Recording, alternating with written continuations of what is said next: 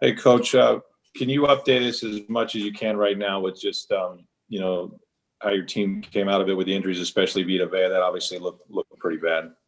Yeah, Vita's got a broken leg and probably miss the rest of the season. So it'd be a big loss because, you lose players like OJ and Vita. You just plug the next man in, but they're not the same. But I hate it for him. He's having such a great year. And when you go back and you look at that final drive, Tom mentioned that he probably shouldn't have taken such a big chunk play right there, but he held up the four fingers, Bruce, and it sure did look like for a minute there he forgot it was fourth down. Yeah, I mean, I don't know how to answer it for him. I mean, we all knew it was fourth down, so I think he saw what he saw, Thanks. Okay, next is Ira Kaufman. Morning, Bruce. Bruce, last night you looked like a guy who was tired of saying Bucs beating Bucs. Absolutely tired of it, frustrated.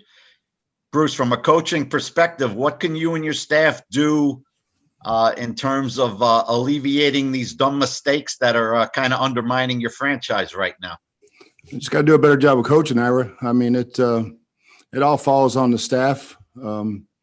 Mistakes that we're making in ball games that shouldn't be made, and they're not every week. They're just they're games where it's like a bunch of them. That was one of those games that there was a bunch of them, and it was penalties, technique errors, things that we should have coached better.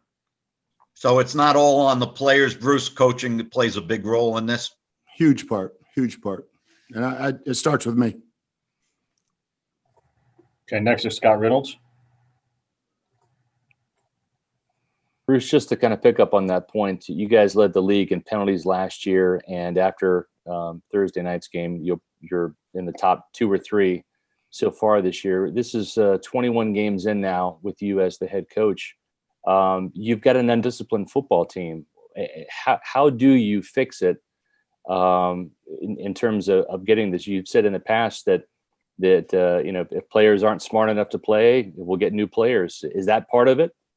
No, it's just a matter of just continue harping on it. Getting your head around on deep balls and not panicking a little bit there. Offsides, better concentration. It does fall on me. Thank you, Bruce. Okay, next is Ed Encina. Hey, Bruce, going back to that drive with all the penalties in the second half, I mean, how much does a drive like that hurt the continuity of an offense and just hurt the tempo of the way a game goes? That's just one drive. The next drive was a solid drive. So, a couple of times we got down there and didn't get touchdowns, ended up kicking field goals because of penalties and sacks. But that one drive was just one of those flag-driven drives. So I don't agree with all of them, but they were thrown.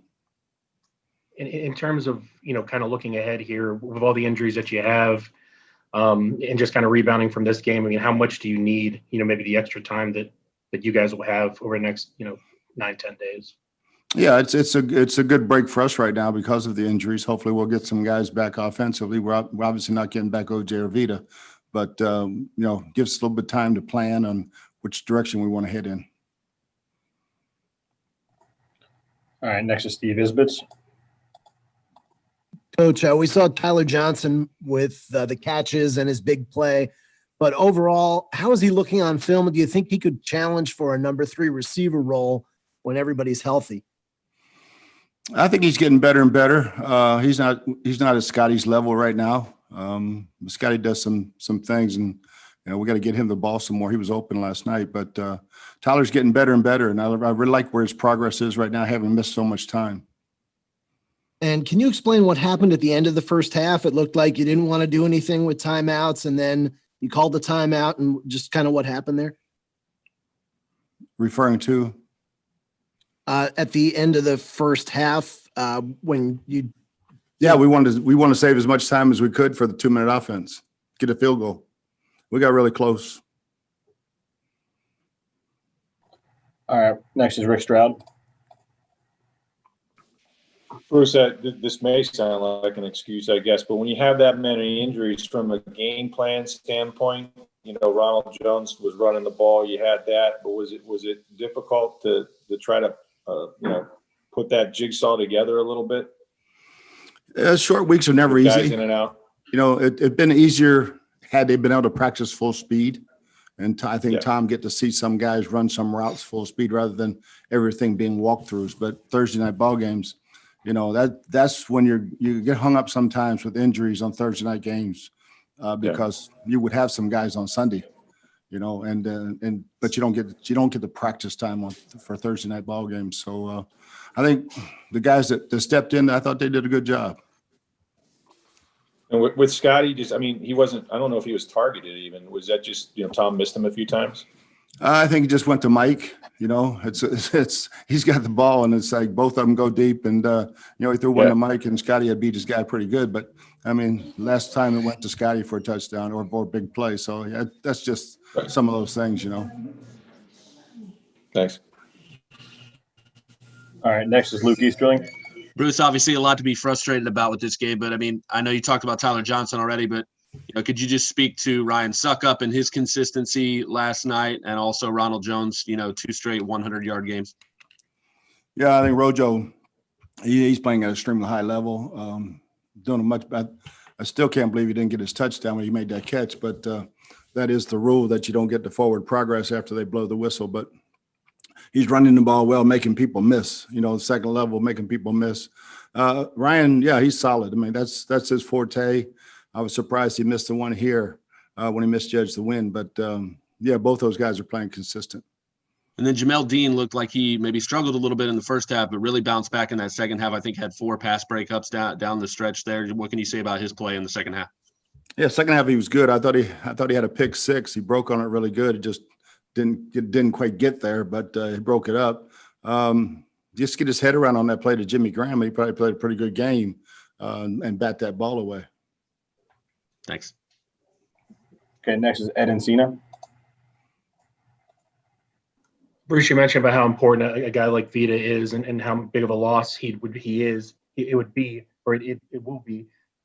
How far has he come, just this season in his third year? How good of a season was he having? I don't know if there was a better nose tackle out there. He's getting sacks. He was getting pressure up the middle. We got hurt on a great hustle play on the side, going back and forth, and it was really friendly fire that got his leg. But he was playing really, really well.